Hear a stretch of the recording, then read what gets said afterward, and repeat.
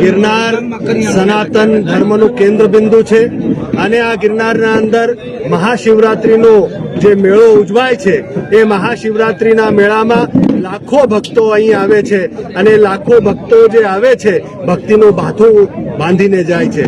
गिरनार मेळाना अंदर छेल्ला थोड़ा समयथी घणा दूषणो वधी गया छे एटले बधा संतो मळीने आप जोई शको छो महादेवगिरी बापू, राणा बापू, जगू बापू, किशनदास बापू अने घणा बधा संतो अहींया छे। ए बधा कन्हैयागिरी बापू ने बधा विक्रमगिरी बापू ने बधा संतो छे। बधा संतो साथे मळ्या छे जे स्थानिक संतो छे अने दरेक ज्ञातिना प्रमुखो 18 वर्ण ज्ञाति जे होय एना बधा प्रमुखो प्रबुद्धजनो एसोसिएशन अने गिरनारनी संस्थाओं ए बधाए मळीने अहींया आजे प्रस्ताव नक्की कर्यो छे।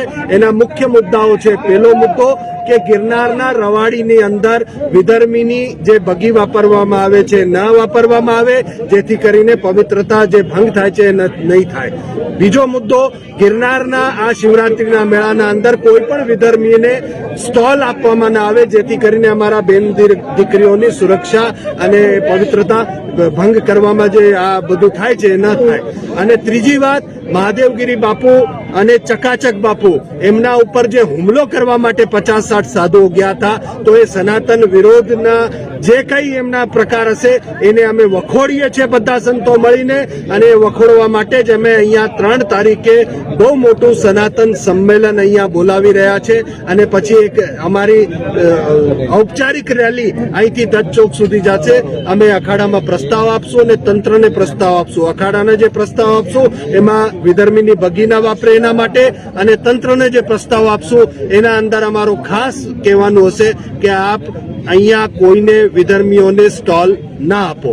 અને આવા બીજા પણ મુદ્દાઓ એની સાથે જોડાશે।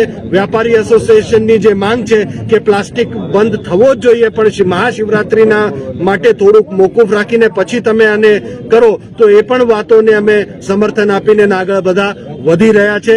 गिरनार ઉપરની દુકાનો, गिरनार નીચેની દુકાનો એની એસોસિએશન પણ અહીંયા સાથે છે। તો આ બધા મુદ્દાઓને લઈને આજે અમે ભેગા મળ્યા હતા દામોદર કુંડના પ્રાંગણમાં। તો આજે આ સંતોએ બધાએ મળીને અને સમાજે મળીને પ્રસ્તાવને અનુમોદન આપ્યું છે।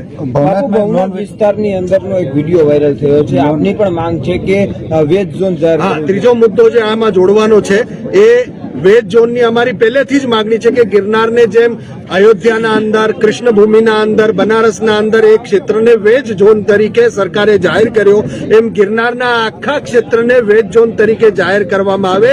હમણાં મેળો 2-3 દિવસ જ દૂર છે અને કાલે અહીંયા દત્ત ચોકમાં કોઈ ષડયંત્ર કરીને મટન પકાવવામાં આવતું તો એનાથી બધા સંતો દુઃખી થયા છે। એટલે તાત્કાલિક આને વેજ ઝોન ડિક્લેર કરવામાં આવે તંત્ર તરફથી એવી પણ માગણી અમે સાથે મૂકી રહ્યા છીએ। બાપુ કાર્યવાહી થવી જોઈએ આજે? બિલકુલ થવી જોઈએ। ઉદ્દંડતા જેને કરી હોય એને દંડ મળવો જ જોઈએ।